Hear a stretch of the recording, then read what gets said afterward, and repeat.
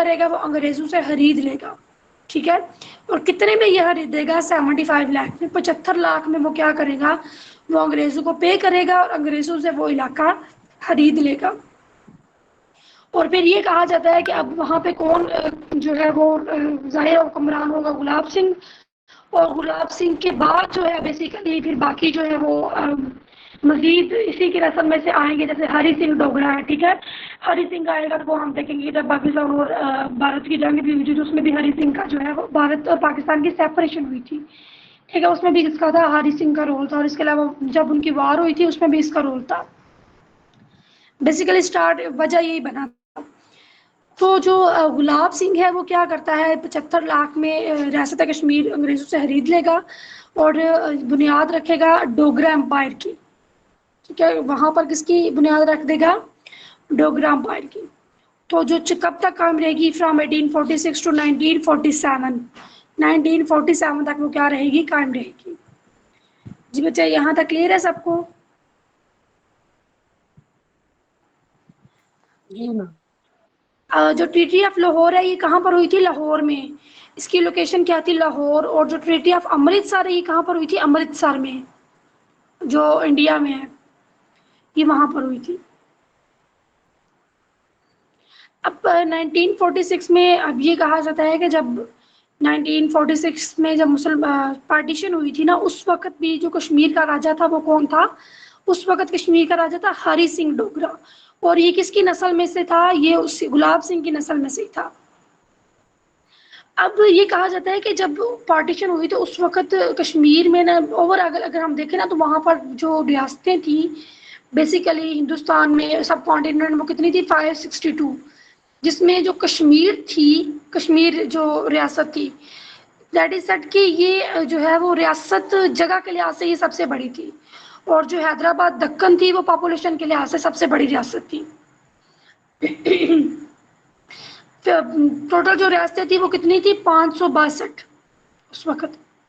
और उसमें जो कश्मीर का इलाका था ना, ये वाला सारा इलाका जो किसके अंडर था? जो हरि सिंह के अंडर था, ठीक है। हरि सिंह डोगरा कौन था? जो बिलोंग करता था किसकी नस्ल में से था? गुलाब सिंह की नस्ल में से था। तो ये सारा इलाका जो था इसके अंडर था। और हरि सिंह जो डोगरा था वो ये चाहता था कि जो कश्मीर का रीजन है ना, ना तो वो पाकिस्तान में जाए और ना ही वो हिंदुस्तान मतलब इंडियंस के पास जाए, हिंदुस्तान के पास आए। मतलब ये क्या हो, ये अलग से मतलब एक रियासत जो मुझे मिले ना। और वहाँ पर उस वक़्त ज़्यादातर क्या थे? मुसलमान थे। हिंदू की जो तादाद थी वो कम थी। और जो हरि सिंह डोगरा था बेसिकली वो ये चाहता था कि जितना ये रियासत जो है इंडिपेंडेंट, मतलब इंडिपेंडेंट रहे, इसका लाभ ना तो मुसलमानों मतलब पाकिस्तान के साथ हो और ना ही इंडिया के साथ हो। लेकिन यहाँ पर ज़्यादा कौन रहते थे? मुसलमान। और मुसलमान जो थे वो इल्हाक करना चाहते थे पाकिस्तान के साथ। तो दैट इज सेड के जो जीबी के इलाके में थे ना मुसलमान, उन्होंने क्या किया? उन्होंने जो है वो आपस में क्या लें कि मुशावरत की, या आप कह लें कि उन्होंने क्या किया? मिलजुल करना, हमला करना शुरू कर दिया। उन्होंने हमला किया। कहाँ पर हमला किया? मेन कश्मीर पे, ठीक है। उन्होंने हमला किया। उनका बेसिकली उनका यही था कि अगर हम हमला करेंगे तो जो हरि सिंह है वो भाग जाएगा, तो ओवरऑल जो तमाम ये जो रीजन है ये किसके अंदर चला जाएगा? पाकिस्तान के साथ इसका लाक हो जाएगा। मतलब मेन पीछे उनका ओपिनियन यही था। लेकिन जब जीबी वाले जो मुसलमान थे उन्होंने मेन कश्मीर पे अटैक किया, तो जो हरि सिंह था ना, हरि सिंह डोगरा, ये कहा जाता है कि वो भाग के कहाँ पर चला गया? वो चला गया इंडिया, मतलब दिल्ली में चला गया। और दिल्ली में जाकर उसने क्या किया था? जो दिल्ली में बैठा हुआ था ना उस वक्त हाँ जी, उस वक्त दिल्ली में कौन था? कायदे आजम के अपोजिट कौन था? Mount baton. इंडिया इंडिया में कौन था? Mountbatten. वो तो ऐसा अंग्रेज है। था ना। हिंदुस्तानों में कौन था? हिंदुस्तानियों में से कौन सा था? नेहरू। गांधी। गांधी। जी जी। जवाहरलाल नेहरू। हाँ जी। गांधी नहीं होगा? मैम गांधी तो जो था उसने तो कभी कोई ओहदा लिया ही नहीं था। लेकिन वो लेकिन करता वो क्या था? जी मैम। लेकिन मतलब हम गांधी का नाम तो बच्चे पढ़ते हैं ना, अक्सर हम सुनते हैं कि गांधी था, तो वो उसका क्या रोल था? मैम गांधी का जो रोल था वो तो पार्टीशन में था ना पहले। वो और तहरीके बाद वगैरह में जो मैम ना ये बाद मोदी जो में तहरीके चलाता था उसमें उसका रोल होता था। तहरीक खिलाफत में रोल था, लेकिन बाद में सियासत से किनारा कश हो गया था गांधी। अच्छा, अब जो है वो चला जाता है डोगरा, सॉरी, जो हरी सिंह है ये दिल्ली में चला जाएगा, और वहां पर जाकर ये क्या करेगा, जो हिंदुस्तान का होगा उस वक्त उसको बोलेगा, नेहरू ही था, उसको ये कहता है कि नेहरू था, आई गेस नेहरू ही था, लेकिन ना मैंने, चला इसको मैं कंफर्म करूंगी, नेहरू ही होगा ऑफ कोर्स, लेकिन फिर भी मैं कंफर्म करूंगी इसको, ठीक है, वो फिर आपके साथ आज ग्रुप में जो मैं शेयर कर दूंगी इसका आंसर। जी मैम ठीक है। तो ये क्या करता है वहां पे जाता है और उसको ये बोलता है कि जो मुसलमान हैं उन्होंने क्या कर दिया, हमला कर दिया कश्मीर पे, और तुम क्या करो, अपनी फौज को भेजो, या तुम क्या करो कि कश्मीर मुझे बचाओ, मेरा जो इलाका है, जो मेरी रियासत है, वहां पर अपनी फौज भेजो और मेरी रियासत को बचाओ। तो फिर उस वक्त जो नेहरू होगा वो उसको ये बोलेगा कि मतलब मैं किस हक से तुम्हारी रियासत तो वो तुम्हारी है, तो मैं उसको कैसे बचाऊं, मैं उसको किस किस क्यों, मतलब पीछे उससे पूछना है कि किस वजह से, बेसिकली नेहरू की भी थी उस वक्त।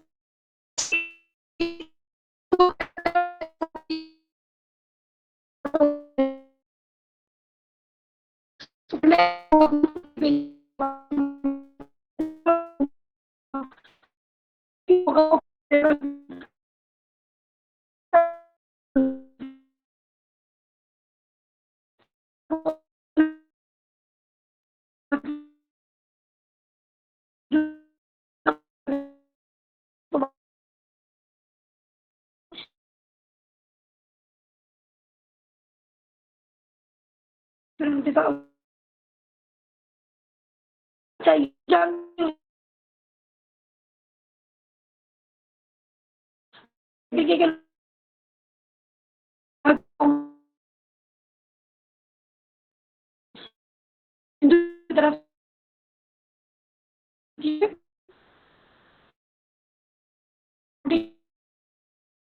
रखी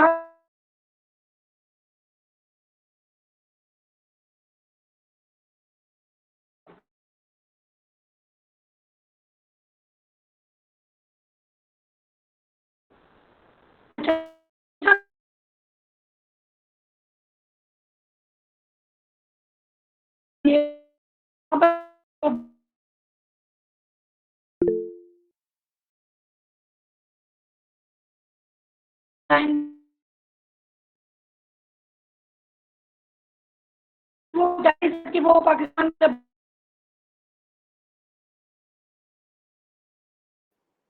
मैम वॉइस नहीं सही आ रही।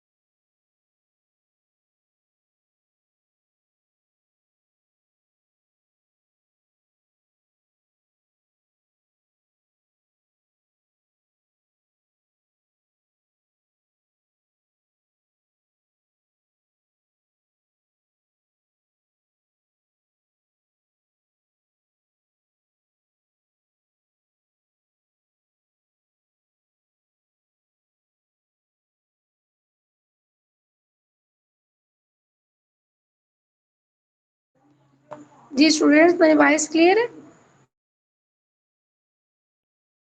जी आप ठीक है। अच्छा जी, नेक्स्ट हम ये देखते हैं।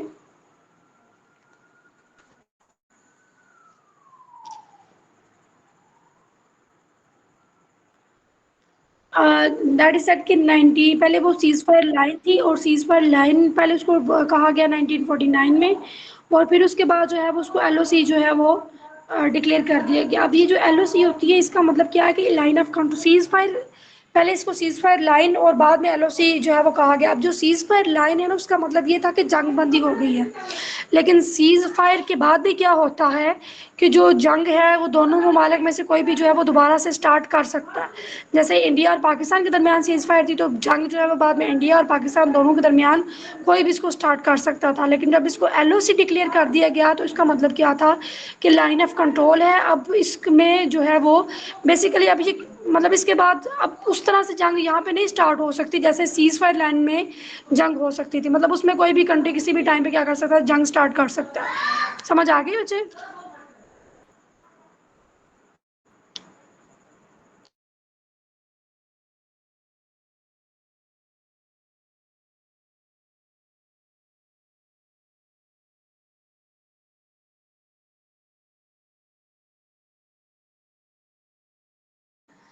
अच्छा, अब जो एलओसी जब डिक्लेयर हो गई, तो उसका मतलब क्या था कि ये जो मसला है, मतलब मुसल दोनों ममालिक के दरमियान जंग का, अब ये इन दोनों ममालिक का मसला है, ठीक है। जब जब तक सीज फायर होगी उसके उसमें ये था कि बाकी कंट्रीज भी उसमें ओवरऑल उनको ये होता है कि जंग अगर स्टार्ट होगी तो हमें भी नुकसान हो सकता है। और लेकिन इसमें आप ये कह सकते हैं कि बेसिकली दो कंट्रीज के दरमियान ये मुआहदा था, या एक तरह का एग्रीमेंट है, सम सॉर्ट ऑफ एग्रीमेंट, कि अभी जो भी जंग होगी या जो भी होगा उसके जिम्मेदार वो दोनों कंट्रीज खुद ही होंगे। लेकिन जब सीज फायर लाइन होती है तो उसमें बाकी कंट्रीज भी क्या करती हैं, उनका भी मेनली रोल होता है, उसमें भी वो रोल प्ले करती हैं। कुछ कंट्रीज की कोशिश ये होती है कि जंग बंदी रहे, जंग ना हो, और कुछ कंट्रीज की कोशिश ये होती है कि जंग ना हो जाए। वो फिर अपने अपने इंटरेस्ट होते हैं डिफरेंट कंट्रीज के, ठीक है। जैसे ये पॉलिटिक्स तो अब आप अच्छे तरीके से जानते ही होंगे। करंटली अभी भी जो है वो डिफरेंट पाकिस्तान अगर हम इस वर्ल्ड में देखें तो डिफरेंट कंट्रीज़ में फ़िलहाल जो है वो जंग जारी है, ठीक है। डिफरेंट कंट्रीज़ में जंग होती है, और उसमें अब जो अमेरिका है जैसे वो क्रेडिट ले रहा है, ठीक है। डोनाल्ड ट्रंप जो है वो क्रेडिट ले रहा है हर बार की जो सीज़ फायर है या जो जंग बंदी है वो मैं करवा रहा हूँ। जैसे पाकिस्तान और भारत का उसने क्रेडिट लिया है, फिर उसके बाद अभी अज़रबैजान और आर्मीनिया का वो क्रेडिट ले रहा है। तो इस तरह जो डिफरेंट कंट्रीज़ होती हैं उनके डिफरेंट इंटरेस्ट्स होते हैं।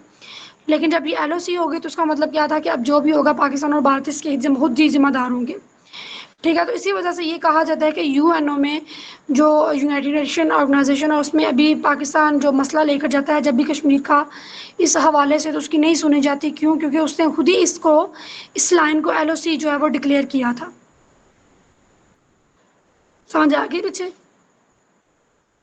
तो मतलब कुछ हद तक उसका मतलब ये है कि जो भी होगा अब इस लाइन में वो दोनों कंट्रीज होंगी वो खुद ही इसके रिस्पॉन्सिबल होंगे, वो खुद ही इसको देखेंगे। आपने जो है वो एलओसी की जो लेंथ है वो भी आपने याद रखनी है। बेसिकली जो एलओसी होता है ना, लाइन ऑफ कंट्रोल, ये कोई अगर हम देखें तो मेन बॉर्डर नहीं है, ठीक है। ये मेन बॉर्डर नहीं होगा। जितने भी आप पाकिस्तान जितने भी कंट्रीज के साथ बॉर्डर शेयर करता है ना, उसमें जो एलओसी बॉर्डर है ये मेन बॉर्डर नहीं होगा। बस इतना याद रख लें, और इसकी लेंथ भी आपने याद करनी है। बाकी कंट्रीज के साथ वैसे जो इसके बॉर्डर, जैसे इंडिया के साथ हमारा दूसरा बॉर्डर जो है वो मेन बॉर्डर है, ठीक है। ईरान के साथ है, ठीक है। तो बाकी जो बॉर्डर है वो आपने अच्छे तरीके से याद करने हैं और उनकी लेंथ भी याद करनी है। लेकिन ये जो एलओसी है ये रियल बॉर्डर नहीं है, मेन बॉर्डर नहीं है, ठीक है। ये भी आपने याद रखना है। उसके बाद जो है वो सेकंड वार जब हुई थी, एंग्लो सिख वार, बेसिकली अभी तो हम जो है वो सिखों और अंग्रेज़ों के दरमियान जो जंग हुई थी उसको पढ़े 1846 में जो जंग हुई थी। नेक्स्ट हम देखेंगे जो 1849 में उनके दरमियान जंग हुई है उसको देखेंगे। अब इसमें भी क्या होता है, इस जंग में भी जो सिख थे वो हार गए थे। जो एंग्लो सिख वार 2 थी, इसमें भी जो सिख थे वो हार गए थे, और पंजाब और लाहौर जो है वो किसके कब्जे में चला गया, अंग्रेज़ों के कब्जे में चला गया। अब पेपर में ये क्वेश्चन आता है कि जो पंजाब है वो कब पूरी तरह अंग्रेज़ों के कब्जे में गया। यहाँ लाहौर जो है वो कब पूरी तरह अंग्रेजों के कब्जे में गया? जैसे मैंने आपको पहले बताया कि जो एंग्लो सिख वार फर्स्ट थी या वन थी, उसमें क्या हुआ था, उसमें जंग तो अंग्रेज जीत गए थे, जंग जो जीते थे वो अंग्रेज जीते थे, लेकिन उस वक्त जो रीजन था ना पंजाब का, लाहौर का, वहाँ पर कौन बैठे हुए थे? वहाँ पर सिख ही बैठे हुए थे, वहाँ पे थे सिख, लेकिन ओवरऑल कब्जा किसका था? अंग्रेजों का था। ठीक है, उन्होंने सिखों को हटाया नहीं था। तो सिखों को उन्होंने प्रॉपर कब हटाया था? सिखों को उन्होंने प्रॉपर हटाया था एंग्लो सिख वार 2 में, जो कि कब हुई थी? 1849 में। और सिख एम्पायर का जो इख्तिताम था वो कब हुआ था? 1849 में। ठीक है, ये आपने याद रखना, ये इंपॉर्टेंट डेट है कि सिख हुकूमत कब खत्म हुई थी? 1849 में। जी बच्चे, यहाँ तक क्लियर है सबको? अब मैम उस वक्त पंजाब का एरिया कौन कौन सा था? क्या पेशावर भी इसमें शामिल था पंजाब में? जी जी, पंजाब में पेशावर भी शामिल था ना। पंजाब में शामिल नहीं होगा, लेकिन पेशावर जो था वो भी अंग्रेजों के कब्जे में चला गया। अब वो सारा रीजन का क्या होगा, मतलब जो अंग्रेजों के कब्जे में चला जाएगा। ठीक है, सारा रीजन मेनली वो किसके कब्जे में चला जाएगा? अंग्रेजों के कब्जे में चला जाएगा। और कुछ रीजन ऐसे होंगे जहां पर कौन बैठे होंगे? हिंदुस्तान बैठे होंगे और मुसलमान बैठे होंगे। वो रीजन जो सिखों के पास था वो अंग्रेजों के पास चला जाएगा। जैसे पिशावर का और मुल्तान का वो था ना, सिखों के पास था, वो भी किसके पास चला जाएगा? वो अंग्रेजों के पास चला जाएगा। बात समझ आइए? जी।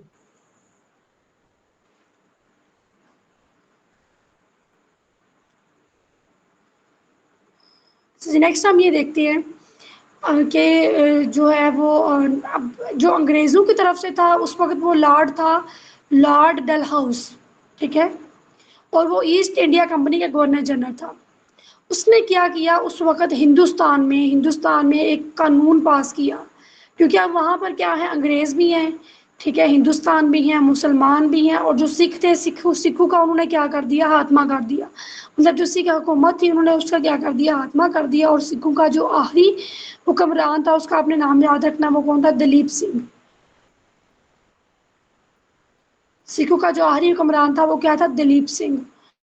अब इसमें आपने ये भी देखना है बच्चे, अगर आप इसको ये वो वाली चीज़ें यहाँ पे हम डिस्कस कर रहे हैं, वो वाले क्वेश्चंस डिस्कस कर रहे हैं जो पास्ट पेपर में आ चुके हैं, वो और उनकी वो एक तरह से उनके नोट्स बने हुए हैं, और वो आप लोगों के साथ हम डिस्कस कर रहे हैं। वैसे अगर हम इनकी डॉक्यूमेंट्रीज देखें ना, अगर आप सिख एम्पायर पे डॉक्यूमेंट्रीज देखते हैं अलग से, ठीक है, इसी तरह आप जो है वो मुगल एम्पायर्स पे डॉक्यूमेंट्रीज देखते हैं, या तो ये जो डॉक्यूमेंट्रीज हैं अगर आप इनको देखते हैं तो इनमें काफ़ी ज़्यादा स्टोरीज होंगी, हो सकता है कुछ स्टोरीज डिफरेंट भी हों, जो चीज़ें हम यहाँ पे डिस्कस करते हैं हो सकता है वो उनसे डिफरेंट भी हों कुछ हद तक। ठीक है, लेकिन ये वो चीज़ें हैं जो पीपीएससी में पूछी गई हैं, और उसी हवाले से यहाँ पे आंसर मेंशन होते हैं जो पीपीएससी ने पूछे होते हैं और जो पीपीएससी ने करेक्ट किए होते हैं। ठीक है, वैसे अगर हम देखें तो वैसे इन पे बहुत ज़्यादा डाटा, बहुत ज़्यादा वीडियोस, बहुत ज़्यादा इन्फॉर्मेशन आपको यूट्यूब पे भी मिल जाएगी और गूगल पे भी मिल जाएगी। अभी पिछले दिनों जो गूगल जो एम्पायर्स थे ये वाले, ठीक है, एम्पायर्स, और इसके अलावा जो इस्लामिक स्टडीज़ में हम चीज़ों को डिस्कस करते हैं वो गूगल पे मैं देख रही थी। तो गूगल पे वो काफ़ी कुछ इन्फॉर्मेशन जो यहाँ पे हम अपने नोट्स में डिस्कस करते हैं, और गूगल पे को काफ़ी ज़्यादा इन्फॉर्मेशन ऐसी थी जो डिफरेंट थी उससे, और जो पास पेपर में पूछी गई है और फिर जो करेक्शन हुई हुई आंसर्स की वो डिफरेंट थे, मतलब सीक्वेंस कुछ डिफरेंट था। तो इस तरह से जो हिस्ट्री है इसमें आपको कॉन्ट्राडिक्शन, मतलब कॉन्ट्रास्ट जो है वो ज़रूर मिलेगा। तो यहाँ पर सिर्फ और सिर्फ वो चीज़ें मेंशन की जाती हैं कि जिसमें आप इतना नॉलेज हो कि अगर आप इनको याद कर लें तो आप अपना पेपर क्लियर कर लें। ऐसे अगर आपके पास टाइम है, आप ज़्यादा नॉलेज लेना चाहते हैं, आप डॉक्यूमेंट्रीज पढ़ें, आप बुक्स पढ़ें, आप हिस्ट्री की बुक्स पढ़ें, तो आपको वैसे काफ़ी ज़्यादा नॉलेज जो है वहाँ से मिल सकता है। लेकिन यहाँ पर वही होगा जो इम्पोर्टेंट होगा, अगर आप इसको पढ़ लेते हैं तो आप एक स्मार्ट वे से क्या कर सकते हैं, अपना जो पेपर है उसको क्लियर कर सकते हैं। ठीक है, वैसे तो अगर हम सिखों पे देखें तो सिखों पे बड़ी ज़्यादा स्टोरीज़ हैं, अंग्रेज़ों पे बड़ी ज़्यादा स्टोरीज़ होंगी, मुसलमान के इवन को जो मुग़ल एम्पायर्स हैं उन पे बड़ी बड़ी स्टोरीज़ हैं। अब जो बीबीसी न्यूज़ का आपको पता ही होगा, तो आजकल अगर आप देखेंगे बीबीसी जो न्यूज़ है वो क्या कर रही है कि एक मुग़ल एम्पायर की वो स्टोरीज़ बता रही है कि मतलब उनकी ज़िंदगी के बारे में कि वो बड़े ज़ालिम भी थे, बड़े खुश अखलाक भी थे, जो वो जुल्म सितम भी करते थे। लेकिन हम यहाँ पे सिर्फ और सिर्फ उन चीज़ों को डिस्कस करते हैं जो हमारे पेपर के हवाले से पूछी गई है। ठीक है, या पूछी जा सकती हैं। जी बच्चे, क्लियर है? बात समझ आई है सबको? यहाँ पे हम सिर्फ उन चीज़ों को डिस्कस करते हैं कि जो आप करके विद इन 3 to 4 months अगर आपका ये सिलेबस कवर हो जाता है तो आप क्या करें, अगर आप अपने पेपर में बैठते हैं तो आपकी जो इंपॉर्टेंट चीज़ें हैं वो आपकी कवर हो जाए। ऑन द अदर हैंड अगर हम ये देखें कि वो स्टूडेंट्स जिनका जो गोल है वो CSS है या इसके अलावा वो पेपर्स देना चाहते हैं जिनमें डिस्क्रिप्टिव होता है, तो उनके लिए जो थ्योरी होती है उसको याद करना ज़रूरी होता है। तो फिर थ्योरीज में वो जो है वो हिस्ट्री की बुक्स पढ़ते हैं और उनमें जो मोस्ट रेलिवेंट डाटा होता है वो फिर उसको लेके चलते हैं। जी बच्चे क्लियर है यहाँ तक सबको जो हमने पढ़ लिया? अब जो जी मैम। लॉर्ड डलहाउस था ना, इसके बारे में हम देखते हैं कि कौन था लॉर्ड डलहाउस। जो ईस्ट इंडिया कंपनी थी, जो अंग्रेज़ों ने कंपनी बनाई थी, ये उसका गवर्नर जनरल था और इसने कानून पास किया था और उस कानून का नाम क्या था, डॉक्ट्राइन ऑफ लैप्स। ठीक है, ये लॉ ऑफ अडॉप्शन। यहाँ पे जैसे अडॉप्शन लिखा हुआ है, डॉक्ट्राइन ऑफ लैप्स और डॉक्ट्राइन ऑफ अडॉप्शन, तो वो क्या है, डॉक्ट्राइन ऑफ लैप्स, यहाँ फिर उसका दूसरा नाम क्या है, लॉ ऑफ अडॉप्शन। और उसके मुताबिक ये था कि जितनी भी जो रियासतें हैं यहाँ पर हिंदुस्तान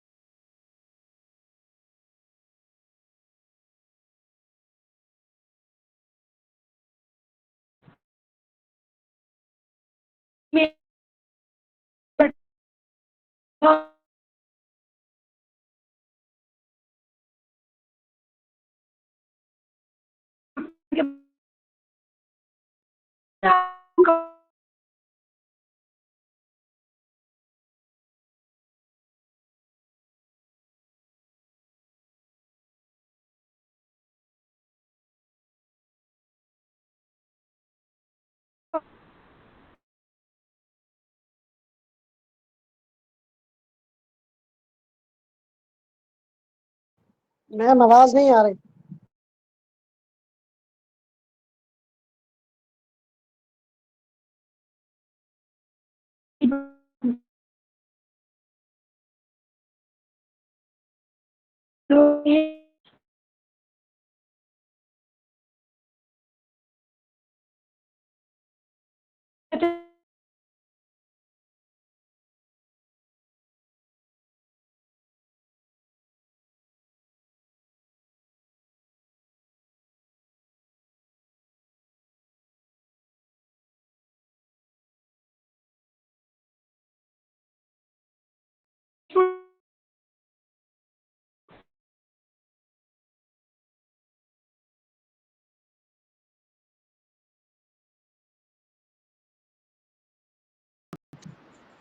मतलब जंग आज़ादी के बाद तो क्यों ये फर्स्ट टाइम यूज़ हुई थी, इसके कोई और आंसर करे, काजी के अलावा कोई और स्टूडेंट?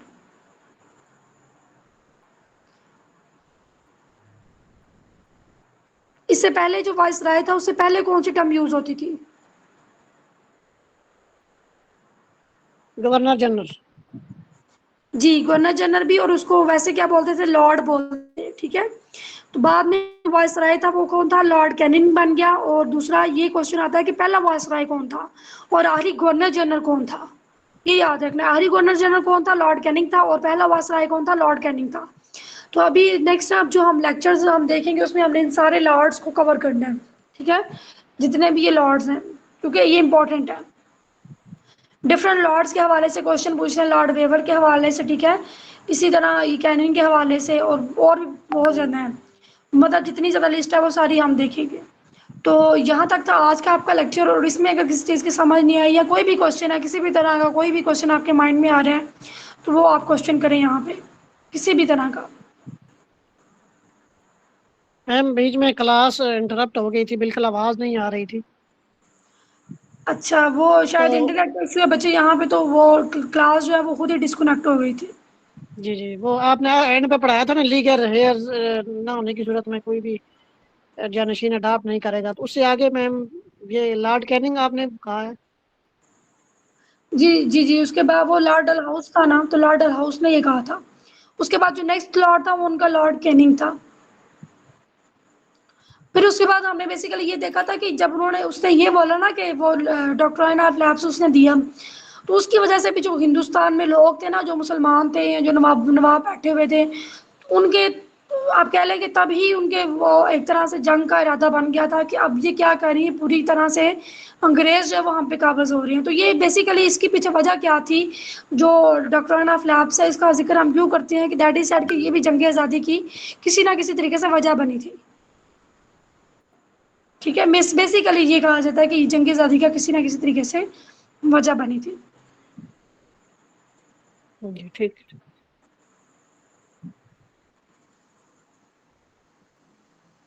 उसके मैम ये पेज भी शेयर बाद, कर दीजिएगा ना, ताकि सॉरी बच्चे क्या कह रहे हैं? मैम ये पेज भी शेयर कर दीजिएगा ना, ताकि इंशाल्लाह इंशाल्लाह मैं शेयर कर दूंगी। जी और इसके अलावा ठीक। बेटा जो आज का लेक्चर है इसमें आपने जो है वो एक तो सिखों के नाम याद रखने हैं, रंजीत सिंह, उसके बेटे का नाम क्या था, खड़क सिंह। फिर गुलाब सिंह का अपने नाम याद रखना है क्योंकि वो उसने कश्मीर की सारी रियासत उसके कब्जे में थी, इतने पैसों में उसने खरीदी। Treaty of Lahore, treaty of Amritsar, ये आपने इनकी डेट्स भी आपने याद रखनी है और ये किस जगह पे हुई। जो ट्रीटी ऑफ लाहौर थी वो लाहौर में हुई, ट्रीटी ऑफ अमृतसर कहाँ पर हुई थी, ये भी ये अमृतसर में हुई थी। फिर जो सिखों और अंग्रेजों के दरमियान जंग थी, ठीक है, मैम ये ट्रीटी ऑफ अमृतसर की डेट क्या है? लाहौर ये की तो आपने याद, 46 है ना। जी जी, ये डेट्स आपने याद रखनी है, ये तब भी हुई थी। लेकिन ये बस इसमें इतना सा डिफरेंस है कि एक जो पहली थी ना ट्रीटी ऑफ लाहौर, ये दैट इज की 9 मार्च को हुई थी, और जो ट्रीटी ऑफ अमृतसर है ना ये 16 मार्च को हुई थी। ठीक है, मतलब इतने डेज का इनमें डिफरेंस है, एक 9 मार्च को हुई थी, दूसरी 16 मार्च को हुई थी। और मतलब वो इतना ज़्यादा ज़रूरी नहीं है कि आप मार्च वाला भी याद रखें, आप बस ये जो ईयर आप वो याद रख लें। उसके बाद जो है वो ये चीज़ें देख लें। उसके बाद जो डॉक्टर जो लॉर्ड डलहाउस था उसने जो दिया था डॉक्ट्राइन फ्लैप्स, ये याद रख लें। ठीक, उसके बाद जो बहादुर शाह जफ़र था उसका जर्नैल का नाम क्या था, बख्तखान, वो आपको पता होना चाहिए। मतलब ये इस तरह से जो जनरल क्वेश्चंस है ना जो अभी हमने पढ़े हैं, मेनली आपने ये याद रखने हैं। उसके बाद जो है मैम वो ये आपको एलओसी क्या है, लंबाई लेंथ आपने पढ़ाया? ये लंबाई लेंथ बच्चे आप जो है उसको याद कर लीजिएगा। ठीक है, अभी एग्जैक्टली मुझे याद नहीं है कितनी है, जी ठीक है। लेकिन ये इसको याद कर लें, ये ज़रूरी है। और एलओसी की फुल फॉर्म क्या है, लाइन ऑफ कंट्रोल। इसका ये याद रख लें कि ये जो पहले कौन सी लाइन थी, सीज फायर लाइन थी, और बाद में इसको एलओसी कब इसको एलओसी डिक्लेयर किया गया, 1972 में। और किसने कहा इसको डिक्लेयर किया था, जुल्फ़िकार अली भुट्टो ने। ठीक है, तब तब भी हम ये देखेंगे, नेक्स्ट हम देखेंगे 1972 को जब हम डिस्कस करेंगे उनके दरमियान जो इंडिया था और पाकिस्तान था, इनके दरमियान एग्रीमेंट हुआ था, जिसकी वजह से उसने क्या किया था, इस सीज फायर लाइन को एलओसी का नाम दिया था। और उसके पीछे पाकिस्तान के भी कुछ मफाद थे। ठीक है, पाकिस्तान के कुछ मफाद थे जिसकी वजह से उसने क्या किया था, सीज फायर लाइन को एलओसी कर दिया था। और ये आपने देखा है थोड़ी देर पहले कि जो सीज फायर लाइन होती है वो क्या होती है और एलओसी बेसिकली क्या आती है। एलओसी का मतलब ये था कि अब जो भी होगा दोनों कंट्रीज आपस में जो है वो उसकी रिस्पॉन्सिबल होंगी। और ये भी कहा जाता है कि जो भुट्टो ने जब इसको एलओसी डिक्लेयर किया या कहा, उसी वजह से अब ये होता है कि जो जब भी यहाँ पर कोई भी मसला होता है, जो यूनाइटेड नेशन ऑर्गेनाइजेशन है वो क्या करती है, पाकिस्तान के इस मसले को कंसिडर नहीं करती। क्योंकि उस वक्त क्या किया था, दोनों ममालिक ने, पाकिस्तान और इंडिया दोनों ने क्या किया था, बाहरी मुशावरत से जो है वो इस लाइन को एलओसी डिक्लेयर किया था। ठीक है, जी और दूसरा ये है कि इसकी जो लेंथ है वो आपने याद कर लेनी है, वो इम्पोर्टेंट है। बाकी जो बॉर्डर्स हैं वो भी आपने जो है वो जो एलओसी है, ये पाकिस्तान का और इंडिया का, ये भी मैंने बताया कि पाकिस्तान और इंडिया का मेन बॉर्डर नहीं है, ये मेन बॉर्डर नहीं है। और बाकी जो बॉर्डर्स हैं वो क्या होंगे, मेन बॉर्डर होंगे पाकिस्तान और इंडिया का। और उसके साथ जो दूसरे कंट्रीज़ के साथ है, जैसे ईरान के साथ है, और दूसरा उसके साथ है, और किस किस के साथ पाकिस्तान जो अपने बॉर्डर शेयर करता है, अफगानिस्तान के साथ शेयर करता है। Iran China. जी, उनके साथ, और चाइना के साथ भी आपको पता है कि हमारा जो बॉर्डर है वो स्ट्रेट बॉर्डर नहीं है। ठीक है, स्ट्रेट बॉर्डर नहीं है, वहाँ पर भी क्या है, माउंटेनियस रीजन्स है। इसके अलावा कोई भी क्वेश्चन हो बच्चे आपका तो आप यहाँ पे डिस्कस करें। ठीक है, कोई और चीज़ समझ नहीं आई तो वो भी जो है वो बोलें। जो चीज़ें मुझे पता होंगी वो मैं आपके साथ डिस्कस करूँगी, जो नहीं पता होंगी उन चीज़ों को हम मज़ीद जो है वो सर्च करेंगे और देखेंगे और वो मैं आपके साथ शेयर करूँगी। इसके अलावा वो एक और चीज़ भी मैंने आपके साथ डिस्कस करनी है कि जो हरी सिंह था, वो जब दिल्ली में जाता है तो दिल्ली में उस वक़्त कौन होगा? वो किसके पास जाएगा? नेहरू के पास जाएगा या गांधी के पास जाएगा? तो ये भी कन्फर्म करके मैं अभी आपको ग्रुप में जो है वो शेयर कर देती हूँ। ये मैन जो गवर्नमेंट बनी थी ना पार्टीशन के वक्त, ये वही लोग थे जो 1945-46 में इलेक्शन हुए थे और इलेक्ट हुए थे। तो उस वक्त मतलब पाकिस्तान में तो तब्दीलियां होती नहीं, लेकिन वहाँ पर नेहरू ही स्टिल मतलब वजीर आजम रहा था और उसके पास पावर ठीक है। मेरे ख्याल जी, जी। में। हाँ जी, एनीवन एल्स? जी, आप इसके अलावा आप लोग कुछ डिस्कशन करना चाहते हो? कोई और स्टूडेंट कुछ डिस्कस करना चाहते हो? और इसके अलावा जो है वो इलेक्शन जो है वो उसमें जो भी जॉब्स आई हैं असिस्टेंट इलेक्शन कमीशन की, तो उसमें आप में से किसी ने अप्लाई किया हुआ है? उसका आप में से एक स्टूडेंट का मुझे मैसेज भी आया था, उसका डाटा बच्चे वो जो मुझे नहीं पता अब आप क्लास में हैं या नहीं हैं, तो उसका जो डाटा है वो आपको ना गूगल से सर्च करने से मिलेगा। अब वो फाइल्स मेरे पास पड़ी हुई हैं लेकिन वो डायरेक्टली व्हाट्सएप पे शेयर नहीं हो सकती। वो कुछ बुक्स हैं, जो डाटा है वो व्हाट्सएप पे शेयर नहीं हो सकता। ठीक है, चलें ठीक है स्टूडेंट्स, मैं क्लास एंड कर रही हूँ। तो कोशिश करें कि जितना आज पढ़ा है इसको जो है वो आज ही जो है उसको याद कर लें, मेमोराइज़ कर लें इसको, ताकि नेक्स्ट जब आप लेक्चर में आएँ तो आप जो है वो उसको आपने प्रिपेयर किया हो। ओके बच्चे, अल्लाह हाफिज़।